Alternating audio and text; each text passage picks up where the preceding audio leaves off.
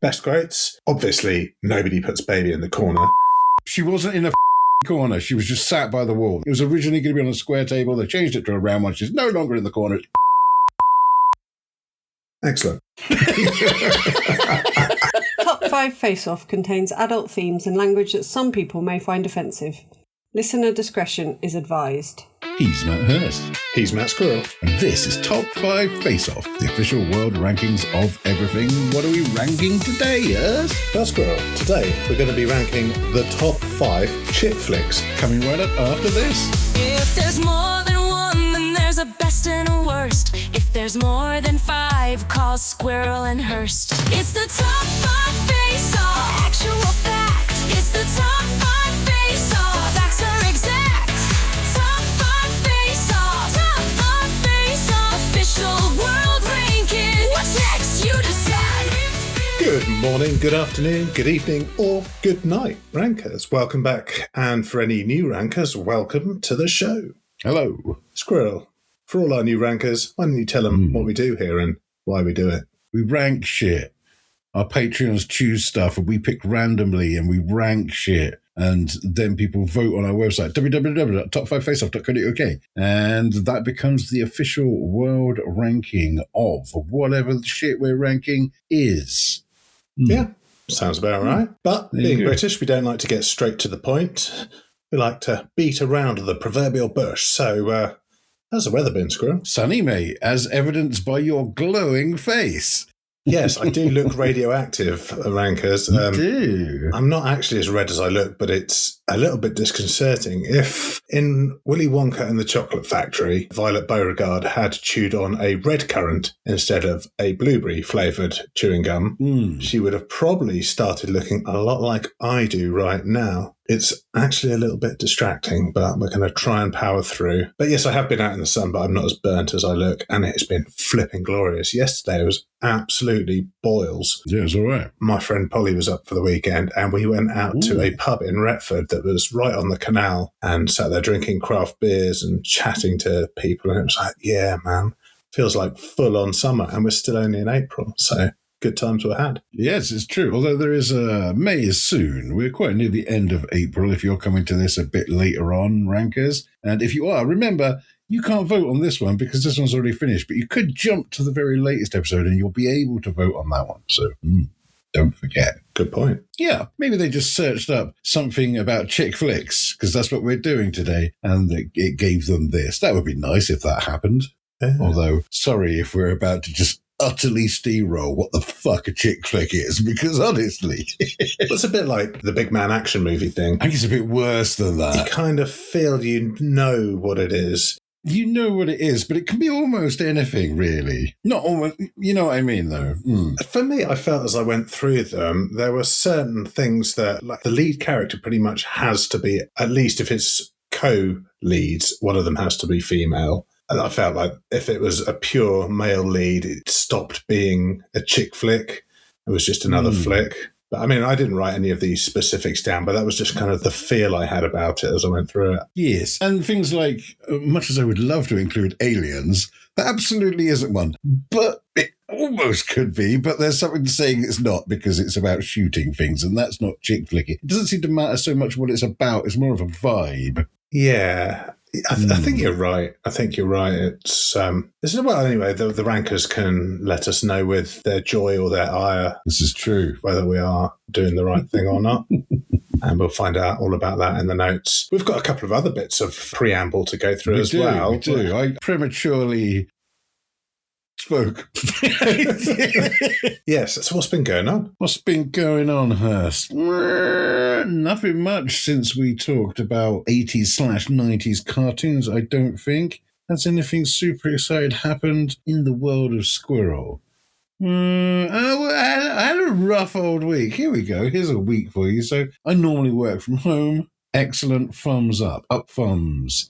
Up thumbs. But I didn't this week. We were doing some kind of whole company or a large part of the company stuff in London on Monday and Tuesday. I was in London. I had Wednesday off because I went to see The Prodigy, this little band you might remember from when you were younger. It was all right. And 13,000 other people turned up to watch them too. That was fun. But that was in Leeds and I live in Bedford. And if you're outside of the UK, or you just don't know how far Bedford is from anywhere, because where the fuck is Bedford? I agree. I drove about 500 miles that day because I drove there and drove back again. Why the fuck did I drive back again? Well, because I was back in London on Thursday morning for another work thing. So I got back from Leeds around about 3, and I was in a taxi by 7 to go back to London the next day. Fuck that shit.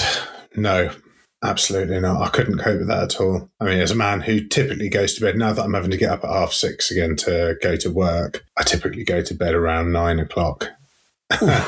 Good Lord, how do you get anything? No wonder we're behind on the fucking Patreon special. How do you get anything done? I just find I'm really tired, because it's not just that, I'm up at 6:30. It's exhausting being a TA. I mean, I assume it's the same in regular mainstream schools, but in a special needs school, I spend so much time just chasing kids around who've decided they're not going to be in lessons, and they're just going for a walk around the grounds, and I have to run off after them. And then at playtime, they all want to play tag, which is called TIG up here. They run up and hit me and say TIG, and then I have to chase them. Only they haven't really cottoned on to the rules of TIG, because one of them will run up and go TIG and slap me and then run off. And just as I'm about to start chasing, another one run up and slap me and go TIG and run off as well. And then a third might do the same thing. It's like, I don't know if you guys not grasp the concept. Yeah, they know to TIG and run away, but then if I haven't reacted quickly enough to chasing them, they'll all come and TIG me some more. Someone else just takes up the mantle. Because it's exhausting. I've had to set the rules. At lunch break, I don't play TIG. That's just the rules. So, but anyway, so it's exhausting between chasing them around when they're supposed to be in class and chasing around when they're not supposed to be in class. I get home and I'm absolutely pooped. So by 9 o'clock, it's like I can barely keep my eyes open. I need a good night's sleep to go back in and crack on with it. We called it TIG as well. Did down you? Here in Bedford, yeah. Oh, right. It was it. We played it. And you were it. We would also call it that. It was interchangeable. You were it in the game of TIG. Yeah, we never said tag. It was always it. But up here, it's very TIG focused. I don't know if that's just in our school or not. But anyway, there you are. I feel like this is probably not fascinating stuff. But I'll tell you something. I've made a note on what's been going on my end. When you've got your notes and your apps. I was having a little scroll through that to see what was on there, see if there's anything I could just delete. And I came across one that it took me a while. I couldn't figure out why I'd written it. And this is what the note said. Don't you just want to get your tweezers out and sort out that wedgie? This was a note I'd written. I was like, why have I written that note to myself? What's happening? What was going on? If only you had a podcast at the time, Hurst, you may well have talked about it. Yeah, but what it was, I remembered. We were in a cafe or something, Carly and me, and this woman, you know how the trend for women's leggings is now that they haven't, so it looks like their arse is eating some of the leggings? Yes. Yes, it's incredibly tight. Stitch it round so it basically looks like, they're almost naked. You can see the full-on butt cheeks in the crack. Yes. And I was just marvelling at how this woman had gone out and basically her ass was devouring her leggings, and I wanted to tell Carly and laugh about it, but obviously the woman was standing right there, so I had to write it in my notes. And then show it to Carly. Yes, and show it to Carly so she could snigger as well, like the terrible people we are. But yeah, it was funny just looking through my list and going, what the hell was I thinking when I wrote that note to myself? It wasn't. Turned out it was a note to Carly, so that made me laugh. I thought, rankers will love that. Gripping your shit, anything verbing your noun these days? Pretty chill. Has anything annoyed me? No. Is it interesting? No, nothing has annoyed me, Hurst. Okay, good stuff. So, should we talk about what happened last week? Let's hit up some 80s and 90s cartoon results, shall we? Well, let's start with, as we always start with, whoever gets in there first, and this time it is Meg 98. Oh, Meg 98. That makes a nice change. Yeah, well done, Meg. Change. I thought for sure Squirrell was going to drop He-Man at number 1, but D plus 3M sealed it for me. Also, the Starscream voice had me getting some very strange looks on the silent train as I ugly laughed in front of a bunch of people. Excellent, says Meg 98. Thank you, Meg. Brilliant. She is not the only one to mention Starscream, but we'll come back to that. Here is a vote for me, which is anonymous. It just says, all hail Megatron. Yeah.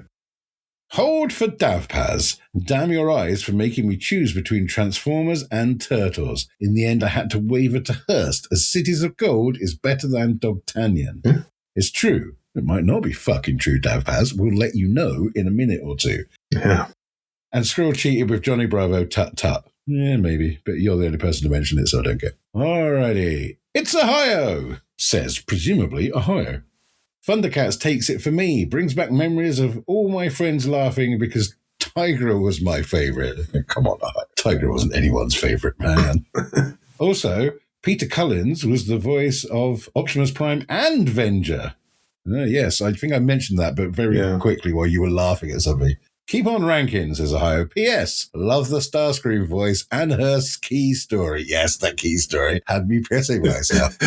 Yes. Here is a vote for you, Hurst. This was a great list. Plus, I can't not vote for Batman. Cheers, Cov. Thanks, Cov. Yeah, that's true. Cov can't not vote for Batman. I think it's actually physically impossible for him. Yeah. Does love some Batman. Someone else loves some Batman. BTAS is so fucking good. Kevin Conroy, that baller opening sequence with the elfin-inspired music. Putting that at number one guaranteed the vote. Best chick flick is Chicken Run, obviously, says Gaz Chat. Hey. A vote for me simply says Muskehounds for the win. That's from Kern. Thank you, Kern. I mean, that's done nicely for people. I wasn't sure it was probably going to go one of two ways. People would go like, whatevs, or like, nostalgia, boom, boom. Boom, boom. It's all pretty nostalgia, right? Well, let's see what this ranker thinks. Woof. Very, very, very close call on these. In the end, I had to go with Squirrell, who had the cartoons with the better theme songs. But for shame on both of you for your Transformers knowledge. In the first episode, they all did change into weird alien ships and cannons on Cybertron, but they crashed on Earth thousands of years ago. Then when they were awoken, their computer made them transform into Earth things for disguise reasons. You could easily done a top 10 here. The 80s were peak for cartoons. That's from Money Slinger. Thank you, Money Slinger. Not the only person to point out the Transformers facts that actually I fucked up, but then you didn't correct me. Well, you know what? That's why we have the Malcolms. We embrace Malcolm culture here. We do. We want to know what we get wrong, Malks. Let us know. Not in our general life choices, dear Lord, back off, but on this podcast, we would like to hear from you. Tough choice this week. As everyone knows, the top 5 is actually Dogtanian, Mysterious Cities of Gold, Mask, Dungeons and Dragons, and Thundercats. So I had to go with the person with the most correct entries. That's from Trooper, and that person is me. I think I had 3 of them, and you had 2 of them. That's right. You had Dogtanian, me, Mysterious Cities of Gold, you, Mask. Did you say Mask? Me, wasn't it? Yes, Dungeons and Dragons and Thundercats were both me, though. I mean, I had Dungeons and Dragons as well. Maybe it's because I had it higher up. Who knows? Who knows? We checked your maths, Trooper, and found it wanting. Now, I'll be honest. This one was almost a tough call. Interesting. The Three Muskehounds nearly had me voting for Squirrell this week. Oh. Because that theme tune takes me straight back to being 6 years old, sitting round at Haley Fox's house, watching it on the telly, absolutely convinced that one day I was going to marry her. She had no idea, of course, but look, what Haley didn't know, and what Squirrell needs to understand now, for fuck's sake, is that this is the season of Hurst, and it's an unstoppable force. It cannot be slowed down. It certainly cannot be derailed by something as trivial as a 6-year-old's crush on a classmate. So, sentimental journey aside, it's a vote for Hurst for me from the Vision. Fuck's sake. Shout out to Haley Fox. Get in touch. Let Vision know that you liked him too. Haley Fox is a great name. Sounding name, right? God damn. Right, yeah. And now Haley Fox. Woo! Yeah, definitely. Possibly, hopefully older than 6 now. Well, you don't hope so, yeah. Good one, Vision. Good one. Well, now I'm just laughing randomly because we just chopped a load of stuff out. Anyway, let's carry on. Very close this week, but Squirrell nudged it. I'm very much looking forward to the live-action He-Man film in the summer from Katie. Thank you, Katie. Pretty sure that used to say love, Katie. I don't know what we did to upset her. Oh. You must have said something. Vote for Hurst, but love, and then... Listen, I don't know who you are, Anonymous, but you've typed out the entire Three Muskehounds theme tune here.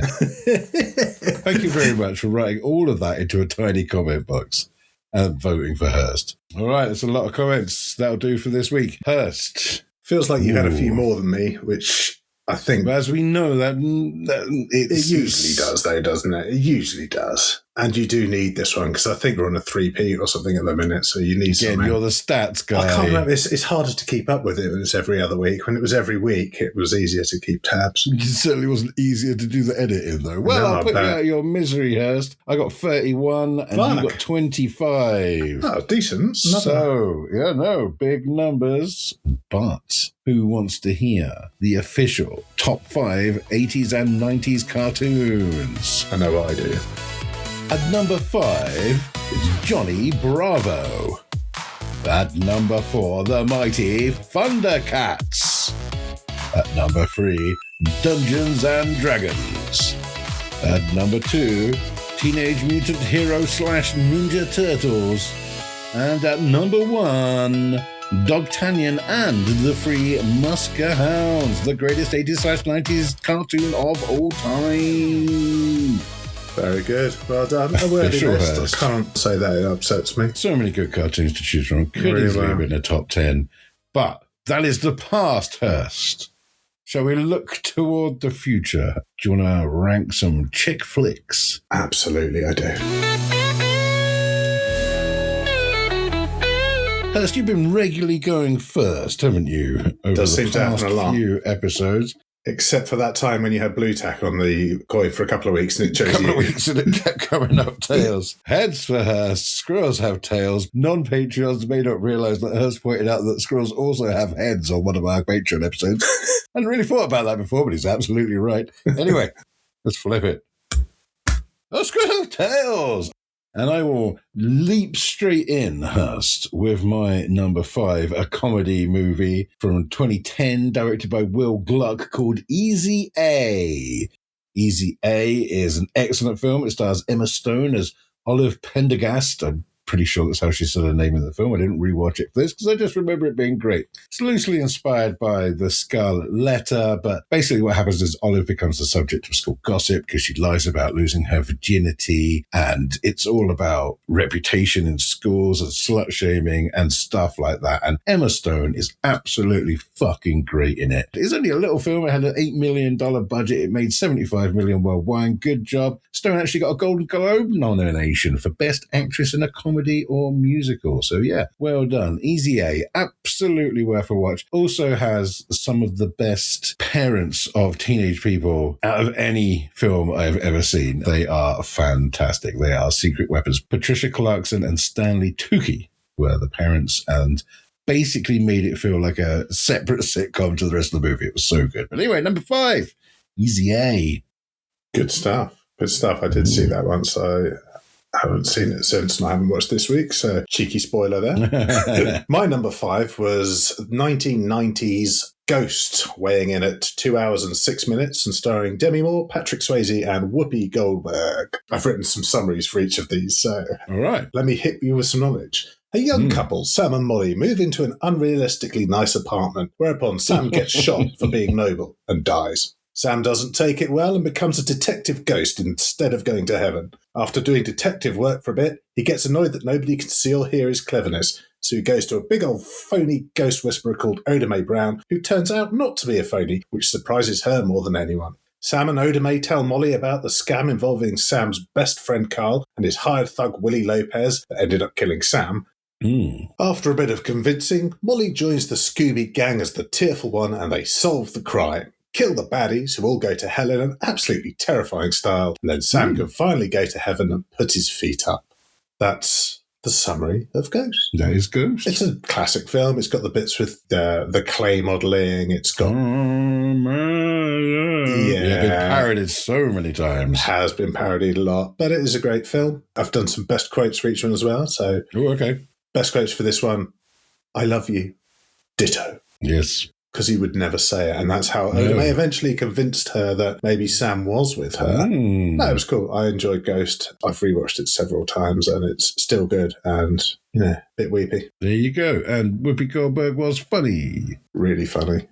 Yeah. Again, a lot of these ones I've found that it's not the main characters that really hold it all together. They do a great job, but there's usually some character in there who's just brilliant. And yeah, Whoopi Goldberg did steal the show a little bit with her Oda Mae Brown. That also happened to some extent with my number 4, Hurst. My number 4 is Some Kind of Wonderful. It's a John Hughes movie, written and produced by John Hughes anyway, but this was back when he wasn't directing them all, so Howard Deutsch directed this one in 1987. It stars Eric Stoltz. He is probably best known nowadays as the drug dealer from Pulp Fiction, who has the needle that goes into Uma Thurman's heart. Mary Stuart Masterson, not really sure what's happened to her. Lee Thompson, Marty McFly's mum.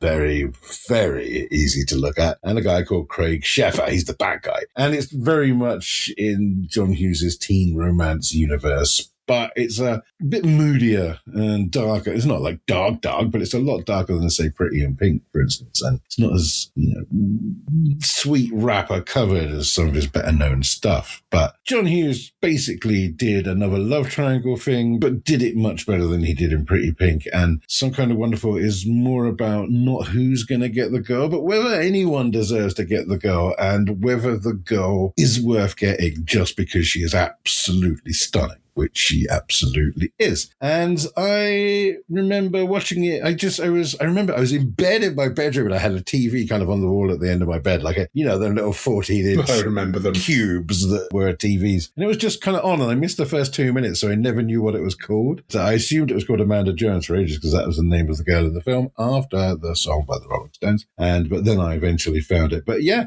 it's a great film. It just made me really happy. It's really well done, like all of John Hughes' things are when it comes to teenagers. And it's a lot smarter than your average teen romance. And there's a guy in it called Duncan. He's a skinhead. He is excellent. He is just hilarious and brilliant throughout. So yeah, you've not heard of Some Kind of Wonderful. I imagine lots of our rankers haven't heard of Some Kind of Wonderful. Go and watch it. It's worth a go. Oh, thanks for the tip.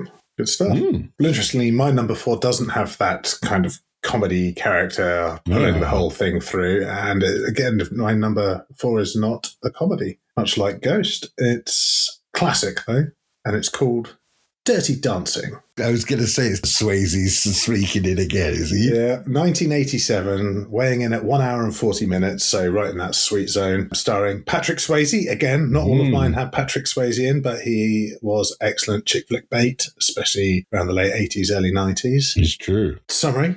Dirty Dancing is essentially what happens when a sheltered girl goes on holiday and accidentally signs up for a crash course in feminism, rebellion, and thrusting. Baby arrives at a posh resort expecting polite dinners and maybe a bit of bingo, and instead she discovers a secret underground world where the staff are hotter, the music is better, and everyone communicates exclusively through intense eye contact and dance moves. Enter Johnny, brooding, talented, and powered entirely by hair gel and emotional trauma. There's a rich girl meets working class boy romance, surprisingly serious subplot involving very dodgy doctor, and a lot of people dramatically storming out of rooms. Baby, armed with determination and questionable rhythm, decides she will learn to dance, save the day, and fall in love, preferably all before the end of season talent show. It all builds to one of cinema's most iconic finales where everyone suddenly becomes a professional dancer, Johnny defies gravity, and Baby proves that, yes, you can do impossible dance moves if you believe in yourself and have had approximately 3 rehearsals. Yes, in the water. The moral of the story is, rich people are dicks to poor people, but poor people are cooler than rich people. So that's Dirty Dancing. Excellent stuff. Best quotes. Obviously, nobody puts Baby in the corner. Bullshit. She wasn't in a fucking corner. She was just sat by the wall. That's one of the most annoying things of the entire film. It was originally going to be on a square table. They changed it to a round one. She's no longer in the corner. It's bullshit. Excellent. But the other one I've put in, which made me chuckle quite a lot, is when she first goes into the sexy underground dance world because she's seen something's going on and she's managed to wangle going in there by carrying in a watermelon. And when she sees Johnny and he gives her that kind of shade, rich kid, why are you in here? She says, I carried a watermelon, and then just hates herself for it. It's a great line. Like, yeah, you know what? That's pretty epic as well. So that's got into my best quotes. There you go. Number 4, Dirty Dancing, 1987. Now, I always thought that her dad was legitimately sensible throughout. Like, he didn't know that it wasn't Johnny who had knocked up Penny. And that bit, by the way, I remember watching this and I wasn't very old. They never used the word abortion or pregnant. I had no idea what was wrong with Penny. I had no idea what she had done to her or why she was sick now. She seemed fine. And then she went away for some medical thing and came back iller. What? I didn't get that at all. But yeah, her dad dealt with it really well. He helped Penny out without like asking for anything in return. And then when he found out that he was wrong about Johnny, he apologized and shook hands with the guy. Her dad was cool. But he doesn't. He says, I'm the kind of person that knows when he's wrong. He never says sorry. Maybe. I mean, Swayze did statutory rape his daughter, so I think he has something to go on there. Yeah, I mean, there's was that. He like 10 years older as well? That's all pretty easy. We don't worry about the minutiae of these films. But, but yeah, it's a classic film. It's brilliant. All right. Number 3 for me in my top 5 chick flicks is a sports movie. It's a sports movie called A League of Their Own, and it is fucking brilliant. Chick flick or not chick flick? A League of Their Own came out in 1992, which was, 34 years ago now? It was directed by Penny Marshall, who's gone on to have some good success. And it starred Gina Davis, who vanished, Tom Hanks, who's Forrest, Madonna, Laurie Petty, Rosie O'Donnell, never mind, not everything can be perfect. And it fictionalizes the real story of the All-American Girls Professional Baseball League, which existed during and slightly after the Second World War, because all the boys were off fighting, so the girls had to do the sports to entertain people. Girls. And the whole story is about that for large chunks. It's, girls can't play baseball. It turns out they fucking well can, and they play it really well. It's several things at once. It is a sports movie. It's an ensemble comedy. It's history of a time when women, I was about to say of a time when women weren't as respected as men, but hey, when hasn't that been the fucking case? But anyway, like sisterly drama, wartime nostalgia, and Tom Hanks basically shouting at women until his face nearly falls off. Obviously, the famous line from it, there's no crying in baseball, but the whole thing is secretly about how there absolutely is crying in baseball, and that's fine. It's not just sports, it's feelings. And Penny Marshall, the director, became associated with some huge mainstream hits at a time when female directors weren't really being handed many of those opportunities, and A League of Their Own grossed $132 million worldwide. Excellent work, A League of Their Own. It's sentimental, but it's not like soppy or soft or whatever you want to call it, and the women in it are legitimately competitive and funny and good at what they want to do and crap to each other sometimes, and they're knackered and they're brave, and they, there's the big bit at the end. It's like, who's going to win the finale after one of them gets kicked out of the team and joins the other team that's in the finale? Oh no. And yes, exactly what you want. League of Their Own is fucking brilliant, just like the ladies who played baseball back in those days. I think in sports they call it a final. Well, yeah. Game 7. That's the World Series, the Super Bowl. The World Series of Baseball. And Japan once said, can we come and join in? America went, no. So, yeah, that was nice. There you are. Well, because they'd done that before with Canada and hockey and then lost. And so they decided no one else could compete in the World Series of things. I think that's true. Ohio might have to mark us up with that one. That's true. Ohio could perhaps let us know if he watches baseball. He or she. Yeah, that's true. We never established that. Or they. Yeah, there's so many options. Indeed. So, yes, it's a good one. And interestingly, Madonna, not famously good at acting, did a really nice job in A League of Their Own. Oscar-nominated actress Madonna. Yes. What? She was an all right actor. I never really rated her. Oh. Yeah, no, she did a good job in that as May, and Rosie O'Donnell is Rosie O'Donnelling all over the place, but apparently was the one of the actresses that was actually very good at baseball. So there you are. Anything you see them doing is normally a stunt double, except for Rosie O'Donnell, who did all her own shit. So there you are. Oh, fun fact. I like it. Shame it wasn't your first. I might not have guessed that. No, there you are. Okie dokie. Well, my number 3 is coming into much funnier times. 1997's My Best Friend's Wedding. Weighing in at 1 hour and 45 minutes. It is just brilliant. I really struggled not putting it higher up, but there you go. Starring Julia Roberts, Cameron Diaz, Dermot Mulroney, and Rupert Everett, who we will come back to in a minute because brilliant. The story is Julianne Potter, a successful but commitment-shy woman who realises she's in love with her best friend Michael when he announces he's about to marry someone else. Years earlier, they'd made a pact to marry each other if they were still single at 28. Michael leaves a message on her answering machine saying he's marrying a sweet girl called Kimmy. Julianne panics at the thought of losing him for good. Convinced he's making a mistake and that she's the one he truly belongs with, she sets out to stop the wedding using a mix of charm, manipulation, and desperation. It's just a great film. It gets to business really quickly. There's no unnecessary preamble just to make the film longer. It introduces Rupert Everett as Julianne's gay best friend, George. And honestly, one of my favourite comedy performances of all time. He's suave but camp, supportive but brutally honest. And he's not a main character, but deserved a supporting actor Oscar because it was the perfect performance. They all deliver great performances. Cameron Diaz as Kimmy is just adorable. Like when she was in Something About Mary, and he's like, well, it's obvious why they all love her, not just because she's beautiful, but she's this lovely, carefree character, this free spirit. And once again, she's got that with Kimmy, but it's not like a shitty little, oh, she's just the pretty girl that he wants to marry. She's got gumption and she is fierce when she needs to be. She's joyful. Just they're all brilliant. Dermot Mulroney plays the main guy, Michael, and he plays the straight man across it brilliantly when there's so many great comedy performances around it. He's just the steady pulse of it. But when you've got the likes of Rupert Everett around you and Julia Roberts getting increasingly bonkers as the film goes on, I love it. It's got slapstick, nuance, cringe, outrage, uncertainty, but ultimately a perfect resolution. It's just a masterclass in romantic comedy. Even the ridiculous scenes, I think, are on the right side of believable, e.g. the karaoke bar, George meeting the family, the lads doing the harmonising at the wedding on helium, which is just great. It's just little touches like that throughout. The sister licking the ice sculpture of the David. It's like, I don't see what the problem is. It's a sculpture of the David. And it's like, as a grown-up, you're like, yeah, I get it, but it'll go over loads of heads. It's a great story. Well delivered, perfectly accessorised. My best quotes from it. Once Julianne has revealed to Michael what she's done, she says, I'm pond scum. Lower, actually. I'm the fungus that feeds on the pond scum. And he replies, lower. The pus that infects the mucus that cruds up the fungus that feeds on the pond scum. Just spectacular. And when Julianne's trying to explain to Kimmy that maybe she's just too fancy for Michael, maybe as a food critic, maybe he just wants Jell-O, and she goes, I could be Jell-O. She says, you're never going to be Jell-O. It's a brilliant line. And it's true, though. The whole Say a Little Prayer for Me karaoke scene, just so good. I love that film so much.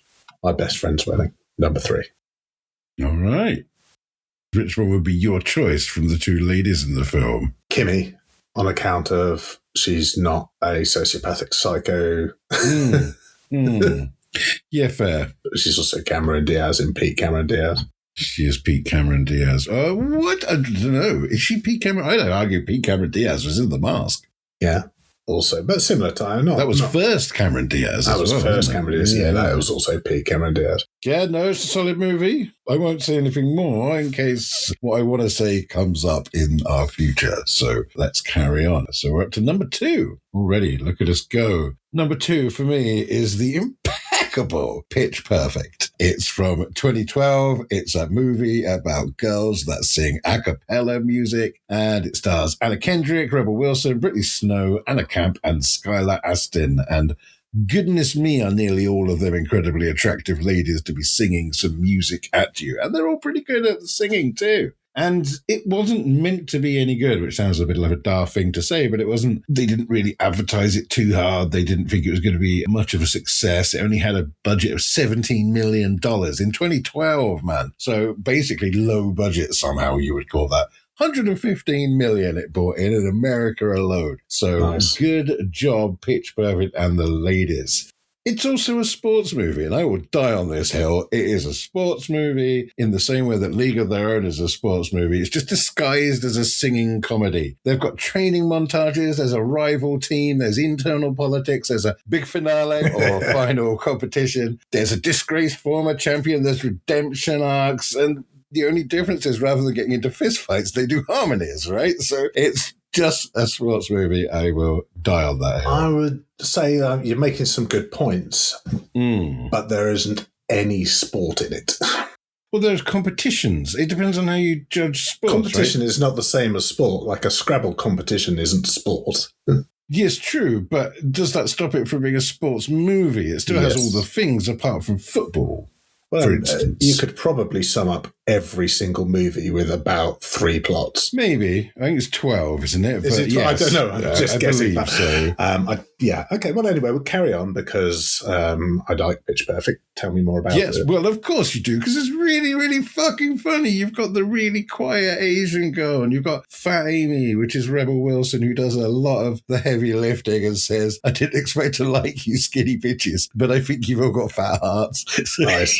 It knows it's ridiculous. It completely commits, and it's brilliant. Some of the songs in it are absolute bangers. I actually read the book it was based on, which is also called Pitch Perfect, and it is a non-fiction book about the a cappella groups. Non-fiction? It's non-fiction. The original book of Pitch Perfect was non-fiction. It was just all about the a cappella groups in, the colleges in the USA, and they are insanely popular, apparently. They do have groupies. The Troublemakers were based on some people called the Beelzebubs, I think. There's something Beelzebubs, but I forget exactly what. Ohio, let us know if you know. We're dumping a lot of stuff on Ohio this episode. You got this. I believe in you. Got to earn your number 1 status.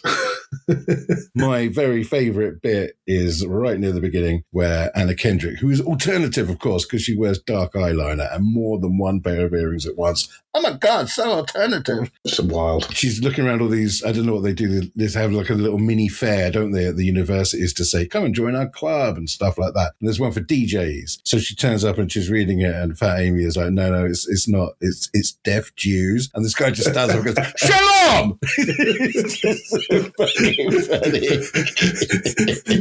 Yeah, it is good. It is very funny. They are number 2. Second best chick flick of all time, in my opinion, is 2012's Pitch Perfect.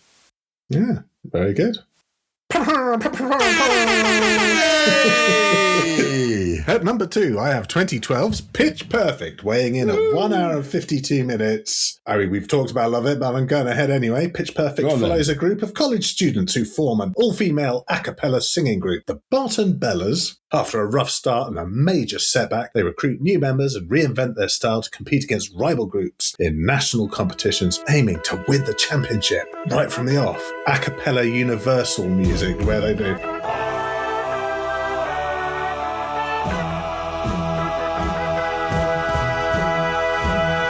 And that's all a cappella, and it goes straight into the Troublemakers doing their set at the opening film. So bang, straight in. Like, no preamble, no boring fuckery. It's right on to the action. As you said, Becca, Anna Kendrick, basically a miserable, selfish, disrespectful pain in the ass. She's very good at music, though, good at production and good at mashing up songs. And a girl can seriously sing. Chloe, nice and hot and immediately likeable, and a redhead and hot. Did I mention about hot? I think so. She was quite hot. Yeah. Doesn't she get introduced naked as well? Oh, no, that's just a little bit later in the film, but yeah. Yeah, she's a bit naked in the shower, and she's all right. She's comfortable with all this. Yeah. You should be. Yes, quite right. Aubrey is boring and set in her ways and thinks the Bellas should stay boring and predictable. I quote, we don't stray from tradition. So obviously, Aubrey and Becca clash a lot because they're so different. And although they're both a pain in the arse, they do manage to get there in the end. Meanwhile, Chloe is lovely and hot. Aubrey is also redonka hot. Let's not mess around. She is, but she's also a dick, so I'm not including her. Hotness comes from more than just looking hot. Does it? So I'm sure we're going to hear about how hot Fat Amy is in just a minute. Well, no, I'm calling both of them. And also, she's really annoying, not hot. Okay. So there's also the love thing, which is Becca and Jesse, one of the Troublemakers, have a sort of relationship. It's really very who cares. Mm-hmm. Fat Amy, Rebel Wilson for the obvious humour. Stacey, Cynthia and Lily, more of kind of off the wall and sex-based humour. They're a funny team, and somehow I still get goosebumps when they get the group back together and they sing that Bruno Mars mashup. It's just chuffing brilliant. But also what you didn't mention, which for me is absolutely mandatory, Gail and John, the not really main characters, but definitely some of the funniest. Yes. The ghastly commentary pair whose lives revolve around collegiate a cappella competitions because they're awful commentators and people, but funny as hell. Quotes such as, nothing makes a woman feel more like a girl than a man who sings like a boy. And then John with, this number is like an elephant dart to the public's face.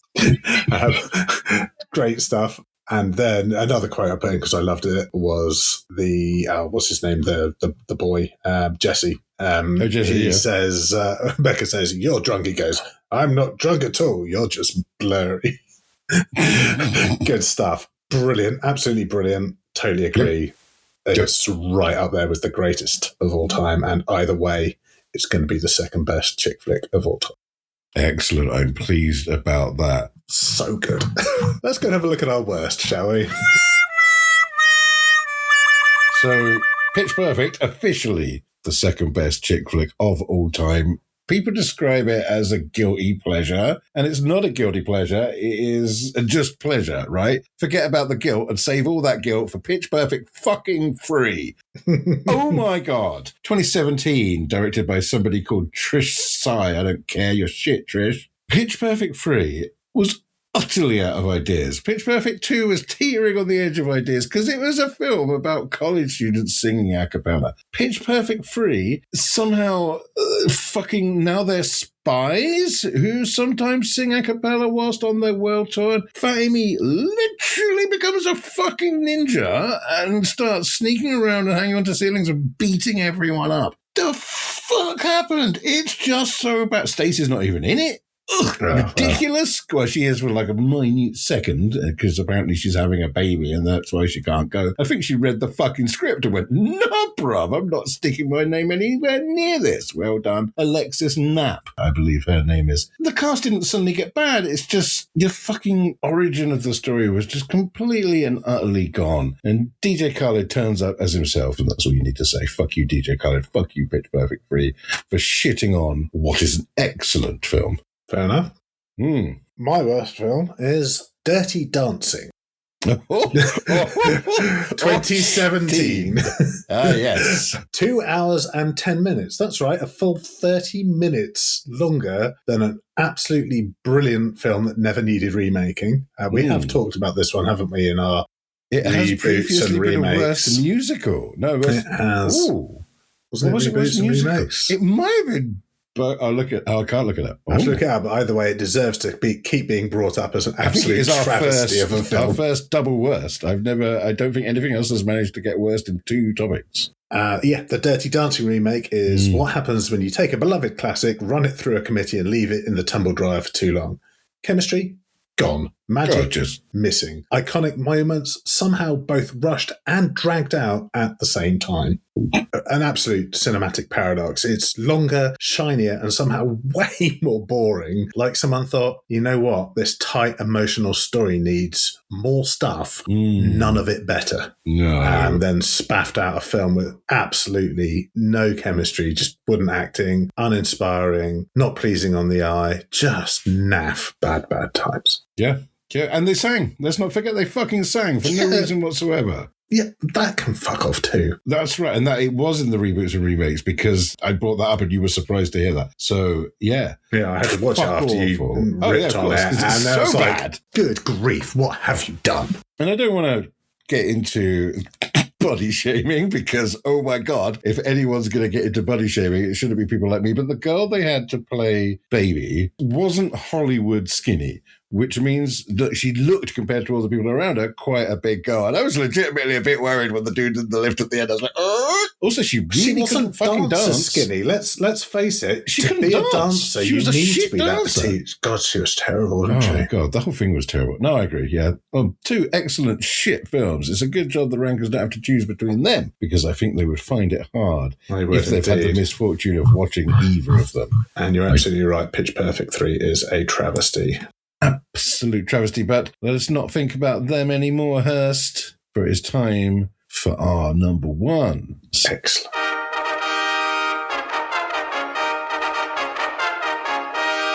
1997, Hurst. Somebody called Jimmy Cameron decided to go and look at a boat and made the fucking best film of all time. Oh, now this is... I might challenge you on this. Well, you can challenge away, Hurst, but then you'll think about the first 3/4 of the film and go, yeah, probably. It's Titanic. Of course it's Titanic. Regular listeners of the show will know that I love Titanic and I will defend it to the death. But just in case somehow you don't know what I'm talking about, Titanic is directed by James Cameron. It stars Leonardo DiCaprio and Kate Winslet, and it mixes a fictional romance with the real 1912 sinking of the RMS Titanic.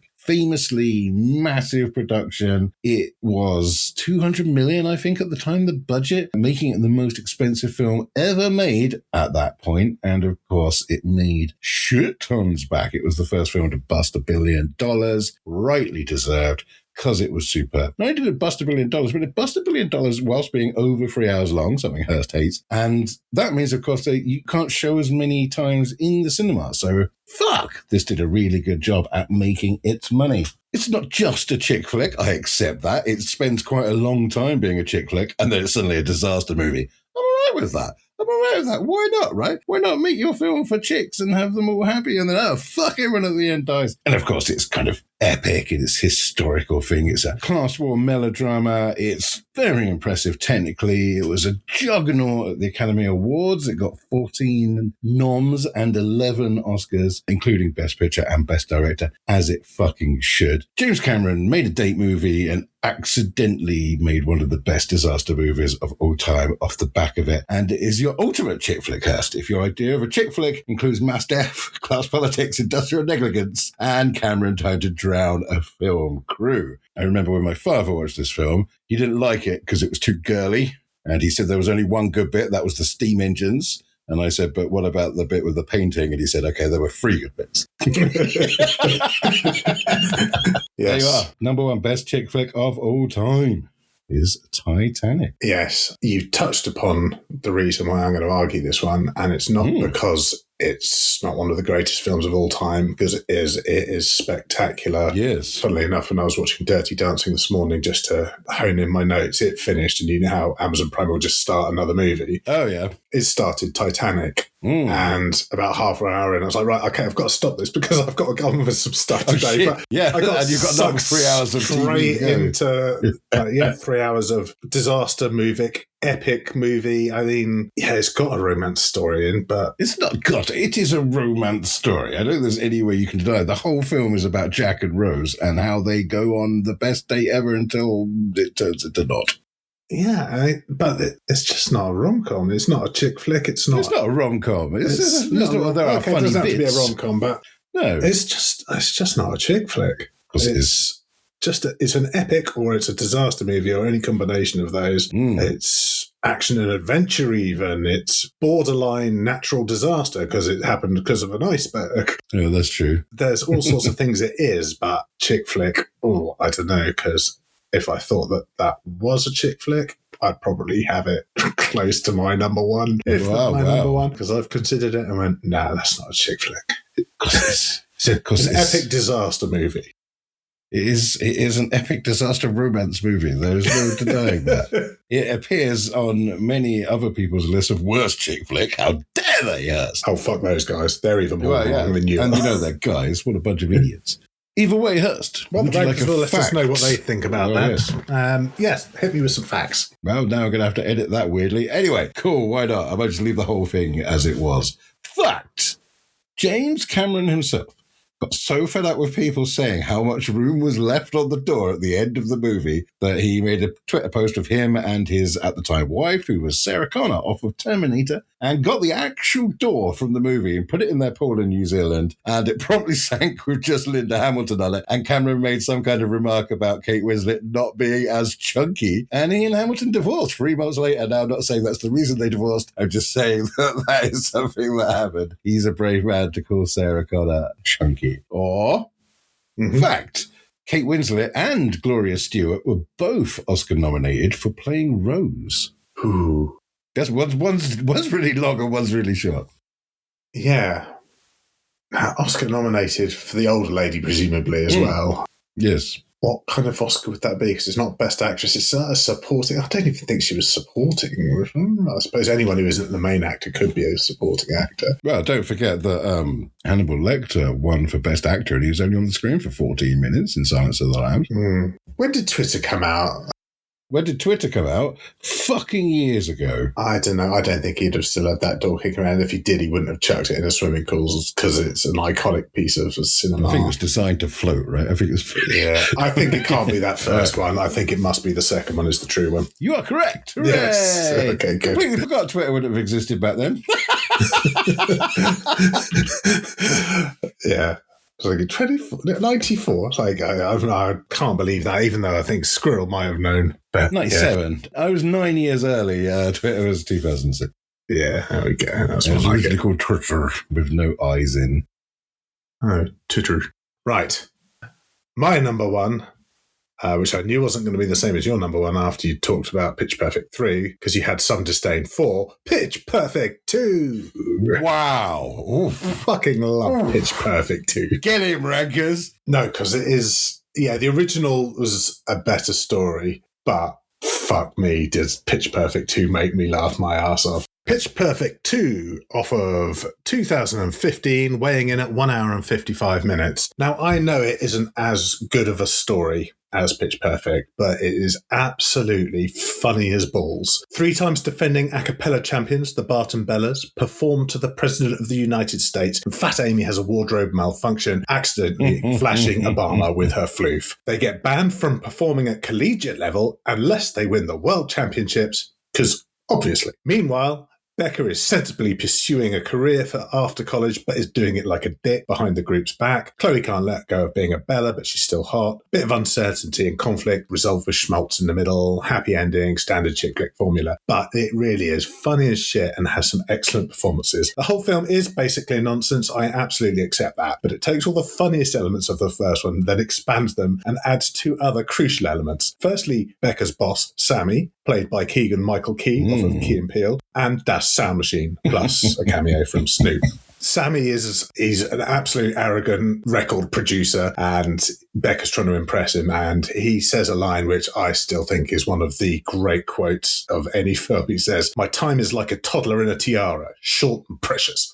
It's like, yes, that's so funny. And that whole thing's great, the way his bunch of hipster idiot record producers are dicking about, and it's a bit of a piss take of the whole record industry, and it's funny. But Snoop does pop in there and do a cameo because he's doing a Christmas album, which is hilarious in itself. But more importantly, Das Sound Machine. When they go to the Worlds, their biggest competition is Das Sound Machine, who are a sculptured European a cappella cyborg group, basically. And they are absolutely tremendous because they use real worldwide a cappella groups for it. So the performances are absolutely off the chart, but they really German them up to the max. So when they start singing, "They will not control us, we will be victorious," so outrageously over German. "This is how we do it." Yeah, that's the one. It's just so funny. And Gail and John get more lines and action, which is very welcome because they are so god-awfully inappropriate. John kicked it off with, "Welcome back, a cappella enthusiast. My name is John Smith. Sitting to my left is Gail Abernathy McCadden Feinberger. Well, you saved the Jew for last." And Gail goes, I did. It's like, wow. And then Gail says, "These girls are working harder than a nun in a cucumber patch." John, "This is like watching a bunch of toddlers try to assemble IKEA furniture," where they're trying to compete with Das Sound Machine by doing circus acts, and it's absolute bobbins. It's really, really fucking funny. And the whole film just has amazing a cappella performances. Plus, it makes me laugh my tits off every single time. So, yeah, it had to be my number one. Even though it's not technically as good, it's much funnier, so I let it go. And of course, it's still got all the lovely ladies from Pitch Perfect 2, but hasn't taken it so far as they are secret spies and nothing to do with collegiate singing Fucking anymore. Bullshit. Stupid Pitch Perfect 3. Wow. All So right. there we go. That is my number one. And you may not like it, and you say get 'em rankers, but at least it is a chick flick. I mean, it is a chick flick, much like Titanic. It's just not a good one. So it was an all right film. Don't get me wrong. It was much better than Pitch Perfect 3. Jesus Christ. But Nails on a Blackboard is better than Pitch Perfect 3. So. that's absolutely true. Fact, an estimated fact, me Hurst. Okay, fact. Snoop Dogg was reportedly paid $1 million for 5 minutes of recording, but then he gave it all to a dog charity. Fact, the second. The Green Bay Packers, who appear in an a cappella off in Freaky Guy's basement, requested to be on the film via Twitter. Yes. They sent a tweet to Elizabeth Banks, who played the commentator lady and was actually the producer of all the shows. Yes, indeed. And they did their own singing. Yeah, and they were great. Yeah, they did a dance routine as well. Right? Yes, Clay Matthews, actual Clay Matthews in Pitch Perfect 2. How could you not love that? And Turk from Scrubs and Boyle from Brooklyn Nine-Nine were both in that little singing group, weren't they? That hung around to get punched or whatever. Well, that was in Pitch Perfect 1. Turk actually didn't turn up in Pitch Perfect 2. They'd replaced him with... what's his name from the boy one? Not Beaker. Bumper. Bumper, that's it. So Bumper joins the old guy one because he's a has-been. Brilliant. Wow. Rankers. There is our top 5. Some glorious films in that top 5 as well. And some controversy. And number 1, both of us controversial at number 1. So how will that go down? Sort it out, Rankers. That is literally your job. So we'll let them get on with that, Hurst, while we discover what we're going to do next week. No new ones to talk about, Hurst, so let's jump straight into spinning the wheel. Is there anything that you are particularly looking forward to? Yeah, top 5 guitar riffs I quite like to do. Keanu movies would be good, although I'd rather have a bit of time off movies because then Carly can pick some because she has to sit there and watch a lot of stuff that I want to watch for the show when we have movie ones to do. Yes, I watched 10 Things I Hate About You last night. So did I. Not last night, but... As good as I remembered is where I got to on that. It was all right. It was just generic for me. It didn't make my list. Yeah. Based on the Taming of the Shrew, wasn't it? Yes. Are you ready to give it a spin, Hurst? Yes, let's do it. The answer is... Oh, no, Carly. Oh, no, it's really long 3-hour-plus films. Oh, sweet. It means we get to watch Titanic. Might be number 1, 2 weeks running. 2 episodes in a row. Oh, that would be a first. That would be a first, for sure. I mean, you say it might be. Fucking tune in, because another one of my favourite films of all time is also over 3 hours. Yeah. Oh, man. Filmed over 3 hours. Better go and make her some tea. God damn. Yeah, I can't think who that one is by. If it's by you, do let us know in the comments, or let us know by visiting our Facebook page, which is Top 5 Face Off, or sending us an email, hello@top5faceoff.co.uk, or going on to Blue Sky, or leaving a comment on Spotify, or any of that stuff. Just get in. You know how to get in touch. It'll be fine. Come on. Be fine. Yeah. Hook us up. Yeah. Speaking of hooking people up, Hurst. Nice. Let's say someone had shot somebody in the head and it had made such a mess of their wall, and they thought, I don't want to clean that. I'll just cover it up with some arts. Ooh, where could they get their arts? Prison. No, I would suggest that they came and buy one of my particularly big paintings to make sure they cover it all up, and you can get hold of those either directly to me or through my website, which is doghouseart.co.uk. I do also have an open studio the weekend coming up, which will be the 2nd and 3rd of May in Retford. Yes. If you're in the area, do come and see me. I'll be knocking off at 4 p.m, and if you're around for that, we will definitely go out for drinks. Aside from that, just have a little look, see if there's anything you like, or go on my Doghouse Art Instagram, because there's more paintings on there than there are on my website at the moment. Working on it. He's working on it, Rankers. And you could also join our Patreon. That helps us out because you get to suggest stuff that we then have to rank, such as 3-hour-long movies. I was going to say something else about the Patrons, and of course, several people's favourite bits of the last episode, where you doing names in the form of Starscream. Right. What am I doing it as this time? I haven't given it any thought, which is perhaps a bit stupid of me, so I'm just going to, off the top of my head, what I want, Hurst, is our number ones in the style of an a cappella singing group. Gas jab, gas jab, gas jab, gas jab. They got the goddess of Jasmine, the goddess Jasmine, and the Dev Pass. Dev Pass. Dev Pass. Dev. Ohio, on a temporary visa. Did I get everyone? How many was that? Nope. You missed someone who likes Batman a lot. Oh, yeah. Cool that show, yeah. I'm sure that's going to just sound incredible. Don't see how it could sound anything else. Wow, exactly that, Hurst. I'm sure that won't be a low moment in your life or anything when you hear I'll be it. pleased for that to be on the internet forevermore.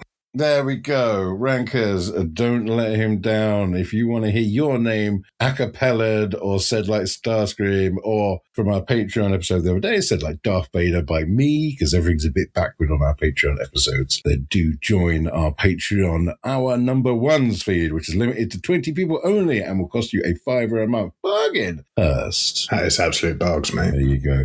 But you don't have to pay us money. You could just tell someone about this show. And that would also be super helpful. Or leave a rating and a review. I don't know if we've had any of them yet. Yeah, could you guys do us a review? Just that'd be really nice. Not a bad one. A good review. Yeah. That's important, I believe, for the algorithm, which we must forever feed. Yes, all hail the algorithm. All hail Megatron, all hail the algorithm. Right. Shall we slam this one into reverse and back it into a parking space, Hurst? Let's do it. All right. Well, thank you very much for listening, Rankers. As always, it is a pleasure to tell you what things are best and what things are not best. And please rewind this podcast for the next person that comes along, and we will see you to the next episode. 3 hour plus films. Jesus. See you later, Rankers. Love you. Top 5 Face Off is presented by Matt Hurst and Matt Squirrell and produced by Powerstorm Awesomefire Incorporated. For more details and to vote for a winner, visit top5faceoff.co.uk. Thanks for listening.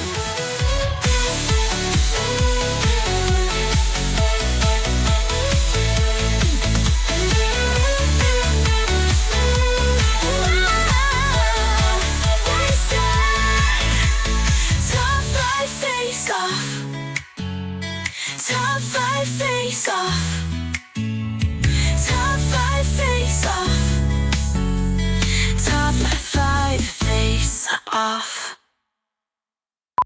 Does my face look as red to you as it does to me? And it's mad, It's isn't it? powerful red. I assume it's just lighting issues. Yeah, it is. I mean, I have been in the sun all day, but I am definitely not burned. Oh, I hope not. That would be terrible. I'd be in hospital, I think, if I was as red as I look on Yes. there. Anyway, we're going to go along with it anyway, even though Well, it's wildly distracting for me. What's been going on, Hurst? Nothing much since we talked about whatever we talked about last time, which I've completely and utterly forgotten. Nothing much, Hurst, since we talked about 80... Fucking hell. After a bit of convincing, Molly joins the Scooby Gang as the tearful one, and they solve crimes. No, they solve the crime, kill the baddies, who all go to hell. God, that was loud. Do they solve the crime again, but not into your microphone? That's true. And hey, also true of my number 4, Hurst. Although there was nothing wrong.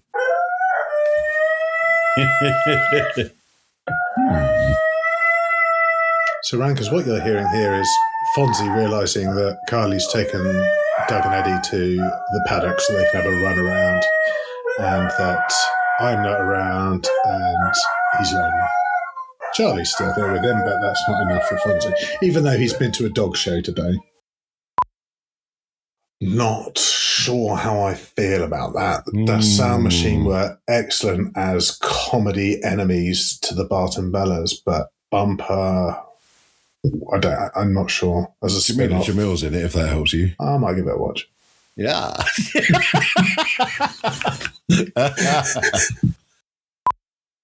It's Titanic. Of course it's Titanic. Regular listeners of the show will know that I get a boner for Titanic every time I think about it. That might not stay in. Top 5 face off.